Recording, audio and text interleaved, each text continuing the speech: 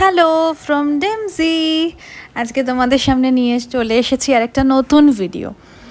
আজকে আমি আছি হচ্ছে আমার শ্বশুর বাড়িতে নরেন্দ্রপুরে, মানে রাজপুরের জাস্ট একটু আগে একটা কমপ্লেক্স আছে, নাম হচ্ছে আমায়া রেসিডেন্সিস। সেখানেই আমার শ্বশুর বাড়ি, আমাদের ফ্ল্যাট।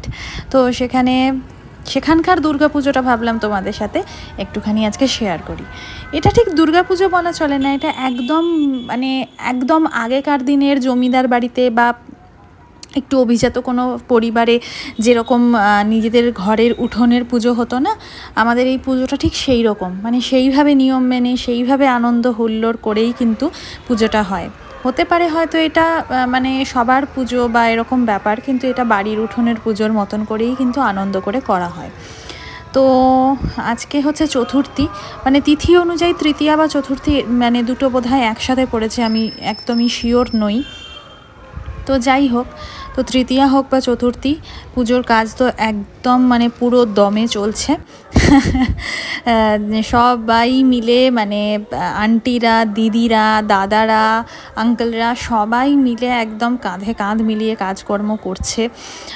প্যান্ডেল যারা বানাচ্ছে তারাও প্রায় সারা রাত কাজ করছে। গতকাল রাতেও সারা রাত দেখেছি প্রায় কাজ হয়েছে। তো এইভাবে কিন্তু কাজ এগোচ্ছে। পাড়ার আমাদের যে ফ্ল্যাটের যে মহিলারা, দিদিরা, আন্টিরা, এরা সবাই মিলে নাড়ু বানানো থেকে শুরু করে নিজেদের হাতে সমস্ত কিছু প্রসাদের সামগ্রী জোগাড় করছে, সেগুলো বানাচ্ছে। সবটাতে আমি অংশগ্রহণ করতে পারছি না, যেহেতু আমার হাজব্যান্ডের পোস্টিংটা একটু দূরে আছে, আমাকে বারবার সেখানে যেতে হচ্ছে, এখানে আসতে হচ্ছে। তো এই জন্য কাজে আমি হাত লাগাতে পারছি না ঠিকই, কিন্তু উপভোগ কিন্তু আমি পুরোটাই করছি, কিছুটা সামনে থেকে দেখে, কিছুটা ছবি দেখে, এইভাবে কিন্তু উপভোগ করছি। আর আমাদের ফ্ল্যাটের নিচেটা দেখো কত সুন্দর করে সাজিয়েছে, মানে এত রকমের আলো দিয়েছে, ঝর্ণা, মানে ভীষণ ভীষণ সুন্দর লাগছিল সামনে থেকে। আর এই জন্যই মানে আর লোভ সামলাতে না পেরে ওপরের রুমটা থেকে আর কতবারই বা দেখবো। সেই জন্য একদম রেডি শেডি হয়ে সন্ধেবেলা একবার নিচে নেমেছিলাম, যে একটু সামনে থেকে দেখে আসি। মা দুর্গার মুখখানা একদম ঢাকা ছিল যদিও, তবুও আমি কিন্তু পর্দা সরিয়ে একটু ভেতর দিয়ে ঢুকে গিয়ে মা দুর্গার মুখটা কিন্তু তুলে নিয়েছি ছবি, তোমাদের সাথে শেয়ার করব বলে। দেখো এখানে দাদারা কিন্তু একদম পুরো দমে কাজ করছে, যেহেতু আগামীকাল আমাদের উদ্বোধন রয়েছে। সেই উদ্বোধনের জন্য কিন্তু আজকে সারা রাত ধরে কাজ হচ্ছে। আজকে রাত্রে দিদিরা বসে আলপনাও দেবে, সেটাও আমি তোমাদের সাথে অবশ্যই শেয়ার করব, পারলে অবশ্যই আমি শেয়ার করব। তো একদম কিন্তু জোর কদমে সব কিছু চলছে। কালকে একটি ফাংশানও আছে, যেটা খুব দুর্ভাগ্যবশত আমি অ্যাটেন্ড করতে পারবো না। বাচ্চারা উদ্বোধনী সঙ্গীতে নাচবে, গান করবে, সেগুলো আমাকে মনে হয় ভিডিও থেকেই দেখতে হবে।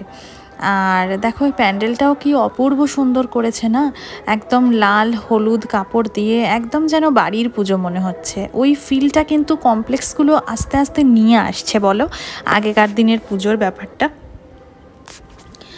আর আমাদের কিন্তু খাওয়া দাওয়ার আয়োজনও হয় 4 দিনই, মোটামুটি দুবেলা কি একবেলা খাওয়া দাওয়ার আয়োজন হয়। সবাই মিলে একসাথে পুষ্পাঞ্জলি দেওয়া, কলা বউ আনা, খাওয়া দাওয়া, হই হুল্লো সব কিন্তু একসাথে হয়। একদম মন চায় না তখন কিন্তু এখানটা ছেড়ে অন্য কোনো বাইরে ঠাকুর দেখতে যাওয়া বা কিছু, এগুলো কিন্তু মন চায় না। আর এই যে এখন যেটা দেখতে পাচ্ছ, এটা কিন্তু আমার বেডরুমের জানলা থেকেই। সবথেকে ভালো ব্যাপার হচ্ছে আমার বেড সাইড উইন্ডো থেকে মা দুর্গার মুখ দেখা যায়।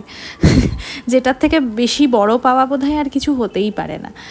তো এই নিচের কিছু ক্লিপিংস আমি তোমাদের সাথে শেয়ার করলাম, যেটা আমার বেডরুমের উইন্ডো থেকেই দেখা যাচ্ছে। কি যে অপূর্ব লাগছে সামনে থেকে, আমি কি বলবো, জানলা থেকে আর চোখ সরছে না। আর এখানে নিজের দুটো ছবিও তুলেছিলাম, ওইগুলোও একটু অ্যাড করে দিলাম। চলো আজকে তাহলে আসি।